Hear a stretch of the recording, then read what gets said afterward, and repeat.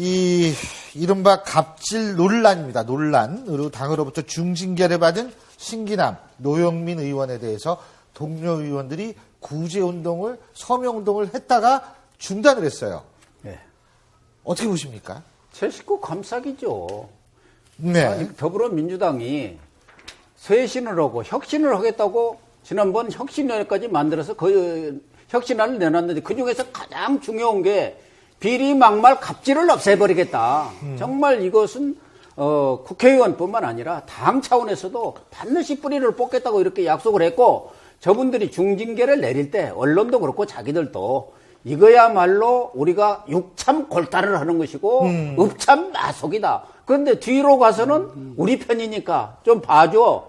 문재인 대표도 뭐 또 그런 비슷한 얘기를 했죠. 뭐 가슴 아프다고. 재심도 있고 하니까. 그러니까 친노들이 말하자면은 뭐 다 친노는 아니겠지만 그 40명이나 서명을 했다는 것은 지금 7명인가 6명 남아 있는데 40% 가까이가 서명을 한 거 아닙니까? 그것도 지금 중단을 해서 그 정도 선에서 그친 건데 이렇게 되는 것은 정말 국민한테 신뢰를 회복하기가 어려운 행태죠. 겉다르고 속다른 행태라는 비난을 받아도 싸고 그래서 네티즌들이 난리가 난 거 아닙니까? 도대체 이게 뭐냐? 김종인 선대위원장이 뭐 이런 내용도 그러면 서명 받고 하는 것도 몰랐었느냐? 그러면은 그런 걸 제지를 시키셔야지. 본인이 나온 대로 친노 색깔, 친노 패권주의를 뿌리 뽑겠다 했으면 그렇게 네티즌들이 들고 일어나니까 김종인 선대위원장도 경로를 했다고 그래. 진노를 그렇죠. 했는지. 그래서 가지고 지금 중단이 됐는데 국회의원이라는 것은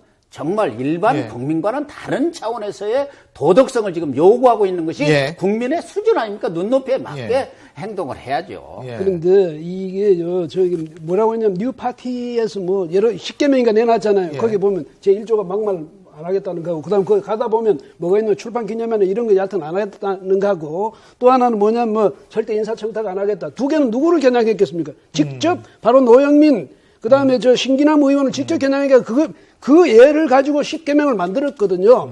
그 정도로 했는데도 이 총선을 더더구나 앞둔 이 당내에서 국회의원들이 이렇게 도덕적 해이를 몸소 실천한다? 이거 노골적으로 하는 것 아닙니까? 이게 비대위 체제까지 갖는 이런 상황에서 아예 다소 비리를 저질렀더라도 용서해주자. 뭐 정청래 의원 같은 경우는 눈물이 날 정도다. 이렇게까지 해서 자기들이 아무리 지금 아까 제 식구 감싸기라지만 이렇게 노골적으로 공공연히 국민을 우습게 하면서 우롱하면서 이거는 글쎄 쇄신한다는 정당이 맞는지 그것부터 의심스럽네요. 근데 이제 사실 당내 분위기는 이게 하루 만에 40명이 지금 서명을 했다는 거 아니에요. 예? 그러니까 당내 분위기는 상당히 좀 동정적인 분위기가 많다. 이렇게 볼 수 있는 건 확실한 것 같아요. 그렇게 볼 수 없는 게 사실 크다면 크고 또 적다면 적을 볼 수밖에 없거든요. 이 사건 자체가. 그런데 3선 4선입니다. 중진 중에 중진인데 또 노영민 의원 같은 경우는 또 문재인 대표의 완전히 진짜 마음이라고 읽혀져 있고 그리고 친한 어떤 의원들 입장에서 봤을 때 특히 정청래 의원도 징계받고 막 힘든 시절이 있었지 않습니까? 막 그렇기 때문에 급격히 40명까지 탄원서를 쓰고 했는데 문제는 김종인 위원장의 한마디에 결국은 뭐 철퇴가 딱 떨어져가지고 그 탄원서가 중지된 걸로 보이는데 모르겠습니다. 재심을 하고 뭐 여러 가지 불복 절차가 있는데 이거는 좀 지켜봐야 될 상황이 아닌가 생각합니다. 근데 지금 재심 청구하겠다는 거죠, 그죠? 네. 신기남 노영민 두 의원은 재심 청구해가지고 재미본분 있지 않습니까? 정청래 의원 같은 경우. 그러니까 재심 청구 당연히 하죠. 그 다음에 김종인 위원장이 얼마나 끝까지 버텨낼지는 모르지만은요, 총선이 가까워지고 문재인 대표가 정말 바로 최측근들이거든. 저 사람들은 내가 옆에 끼고 있어야 되겠어. 만약에 이렇게 결정한다면, 그렇게 되면 이른바 친노 지금 당의 주축, 이런 사람들이 오히려 김종인 위원장을 압박할 수도 있겠죠. 왜냐하면 저분은 한시적인 위원장이거든요.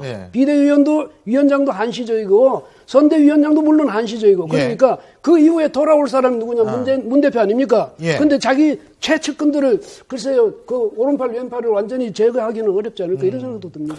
재심을 뭐 정당한 절차에 따라서 재심 요구를 하고 거기에 대해서 재심 결과가 뭐 좀 감경이 나올 수도 있겠죠. 그러나 본인들이 그 서명서에 이렇게 되어 있더라고요. 국회의원이라는 특수성 때문에 여론 재판을 받고 있다는데 이분들이 하는 것이 국회의원이기 때문에 더 높은 도덕성을 요구하는 거고 그렇다면은 이분들이 지금 서명하는 건 뭡니까? 재심을 앞두고 말하자면 그 윤리심판원한테 압력 넣은 거 아닙니까?